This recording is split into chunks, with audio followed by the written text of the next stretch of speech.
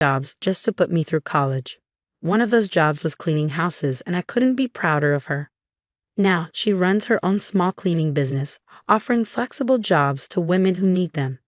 That's my mom, always turning her struggles into ways to help others. When I first met my mother-in-law, Victoria, at their sprawling mansion in Greenwich, I thought she was just a little particular. "Your mom must be so proud you've moved up in the world," Victoria said, flashing a polished smile. "Actually, she's my inspiration. She built her business from the ground up," I replied. "How quaint. Everyone has to start somewhere, I suppose," she said, her tone dripping with condescension. "Though some of us were fortunate enough to start at the top. I should have recognized the red flags then. My husband, James, isn't like his mother. 'Babe, don't let her get to you,' he'd say after one of her cutting remarks. Mom can be particular. She did the same thing to my college girlfriend because her dad was just a dentist." James' sister, Emma, was more direct. "Oh, that's just how she is about status," Emma told me over lunch. "Nothing's ever good enough. She made my best friend cry at my sweet 16 because her dress was off the rack." "Does she treat everyone like they're beneath her?" I asked. "Just wait for the family gatherings," Emma replied with a sigh. "That's when she really shines. Last Christmas, she made our cousin's wife serve drinks because she used to bartend in college. I vented to my mom about it over Sunday brunch. 'Honey, some people are so empty inside, they need to make others feel small just to feel big,' she said, her voice steady as ever. I just want things to work out. James is great, and his dad, Robert, seems nice enough." "Robert's nice, but spineless," Emma said when I mentioned it the next day. "Mom controls everything. Parties, charities, their entire social circle. She even picks out his clothes and tells him who he can golf with." "How do you handle it?" I asked. "I moved 3 states away," Emma said, stirring her coffee nervously. "But now that you're here," she hesitated. "Just watch your back. Victoria has a way of making problems disappear. My last serious boyfriend, he got a dream job offer in Singapore after Mom decided he wasn't Miller material. I brushed it off, determined to focus on my new life with James. We were happy in our little bubble, but Victoria's perfect family parties were impossible to avoid. "James, sweetheart, the Memorial Day gathering is coming up," Victoria announced over dinner one evening. "Anna, dear, do try to dress appropriately this time. Those Target dresses you favor are better suited to casual outings." "My clothes are fine, Victoria," I replied firmly. "I dress professionally for my job at a major tech company. Of course they're fine for your usual circles, but we have standards to maintain. The Vanderbilts will be there, and you know how they talk." James squeezed my hand under the table, and I squeezed back, neither of us realizing how that gathering would change everything. "Just be yourself," my mom told me when I called her that night, tears in my eyes. "If she can't appreciate you, that's her loss. You're a successful woman with a good heart." If only I'd known then what Victoria had planned for that party. I was still trying to play nice, still hoping to be accepted into a family that looked so perfect on the outside. But sometimes the prettiest facades hide the ugliest truths. The Miller family's facade was about to crack wide open. The Memorial Day party was in full swing at their estate, with champagne flowing and guests mingling around the garden fountain. When Victoria approached me at the Memorial Day party, she carried something behind her back. Her smile was as polished as ever, but there was a glint of malice in her eyes. "Oh, Anna dear, I have just the thing for you," she said sweetly, drawing the attention of the nearby guests. Slowly, she revealed what she was holding. A stack of cleaning rags, neatly folded and tied with a ribbon, as if they were some sort of prize. The chatter around us died instantly. "Since your mother was so experienced in this area," she began, her voice dripping with mock sincerity, "I thought you might help ensure everything stays spotless during the party. It's in your blood after all." My hands trembled as I stared at her, barely able to process what I was hearing. "Excuse me?" "Well," she continued, unbothered by the growing tension, "your mother did spend years scrubbing toilets, didn't she? Even during her unfortunate medical situation. Such dedication to menial work is admirable." Before I could find my voice, James rushed over. "Mom, what are you doing?" "Just trying to make Anna feel useful, darling," she said, her tone so saccharine it made my stomach churn. "We all know she's more comfortable with domestic tasks." Emma appeared at my side, her face a mask of anger. You've gone too far, mother. On simply acknowledging her heritage, Victoria replied with feigned innocence. Not everyone can be born into proper society. The words pierced through me like daggers, but I stood tall, my voice rising to match the fury in my chest. My mother beat cancer while keeping me in school, I said firmly. She built a successful business from nothing. What exactly have you built, Victoria? Victoria's smile faltered, replaced by a flash of fury. How dare you speak to me that way in my own home? She turned to James. Are you just going to stand there and let her insult me? Stop it, Mom. You're embarrassing yourself, James snapped. Robert. Victoria shrieked, turning to her husband, who was loitering nearby with a drink in hand. Come control your son. Robert wandered over, looking more annoyed than concerned.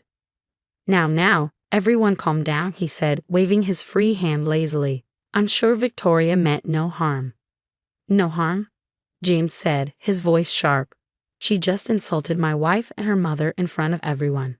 She's simply concerned about appearances, Robert mumbled, avoiding his wife's glare.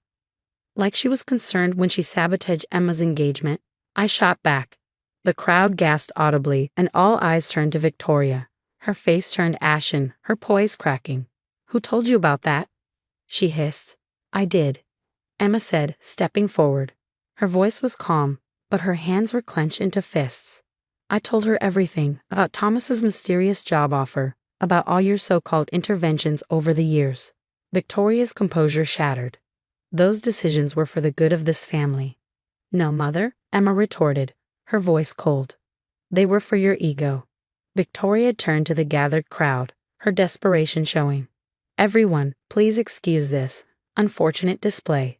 Some people simply don't understand our ways. Your ways? I laughed, unable to hold back anymore. You mean manipulation and cruelty. Victoria's face hardened, and she turned to a nearby staff member. Security, she barked, her voice sharp. Please escort my daughter-in-law out. She's clearly had too much champagne. I met her glare head-on. I haven't had a single drink, Victoria, but keep trying to spin this. You've just shown everyone exactly who you are. James took my hand, his jaw tight with anger. We're leaving, he said, but this isn't over. Victoria's voice rose in panic. If you leave with her, don't bother coming back. Gladly, James replied, his voice steady. I choose my wife. As we turned to leave, Emma stepped forward. I'm done too, Mother. Enjoy your perfect little world, alone. We walked out together, leaving Victoria standing frozen, still clutching those ridiculous cleaning rags. Around her, the guests whispered, her carefully crafted image crumbling in front of the very people she had worked so hard to impress. But this was just the beginning. I didn't know it at the time, but Emma was sitting on information that would bring Victoria's entire empire crashing down. After the disastrous Memorial Day party, Emma invited us to her apartment. As soon as we sat down, she opened her laptop, her face a mix of determination and anger. Remember when I worked at Dad's company last summer? She said, clicking through folders. I found something interesting in the accounting records. What kind of records? I leaned in, my heart racing. Emma turned the screen toward us. Look at these transfers. Mom's been siphoning money from Dad's company through fake charity organizations she created. James's eyes widened as he stared at the numbers. $500,000. Where's it all going? Emma snorted. Designer clothes, secret spa trips, and get this, paying private investigators to dig up dirt on anyone who marries into the family. She hired private investigators? I asked, stunned. Oh, it gets worse. Remember my ex, Thomas? She paid his boss to offer him that job in Singapore. She wanted him gone because he wasn't Miller material. Before I could respond, my phone buzzed. A message from my boss popped up. We received an anonymous email claiming you stole proprietary code. My stomach dropped. You've got to be kidding me. She's trying to ruin my career now. Classic move, Emma said, pulling up more documents. She did the same thing to Dad's secretary last year when she thought the woman was getting too friendly with him. James was pacing the room, running his hands through his hair. We need to take this to Dad. Wait, I said, checking my phone again. A text from my mom appeared. Victoria's been posting horrible things about me online.